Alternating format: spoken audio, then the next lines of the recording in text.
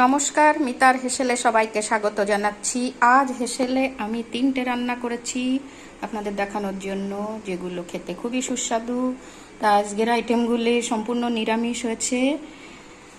আজকে করেছি ডাল, মুসুরির ডাল করেছি পেঁয়াজ ফোড়ন পাঁচফোড়ন দিয়ে, লঙ্কা লবণ হলুদ দিয়ে। আর করেছি ঝিঙে পোস্ত, পোস্ত লঙ্কা বাটা দিয়ে, জিরে ফোড়ন দিয়ে, ঝিঙে টুকরো করে কেটে নিয়ে তারপরে নেড়ে চেড়ে এটা লবণ হলুদ সহযোগে করেছি। আর করেছি দই পনির। পনির টুকরোগুলোকে সাদা তেলে হালকা একটু ভেজে নিয়েছি, তারপরে কড়াইতে তেল দিয়ে গরম মশলা ফোড়ন দিয়েছি, একটু জিরে ফোড়ন দিয়েছি, তারপরে পোস্ত, চারমগজ, কাজু বাদাম বাটা সব কিছু দিয়ে তেলের পরে কিছুক্ষণ ফ্রাই করে নিয়ে তারপরে জল দিয়ে দিয়েছি। তারপরে পনিরগুলো দিয়ে কিছুক্ষণ ফুটিয়ে একটু চিনি দিয়ে একে নামিয়ে নিয়ে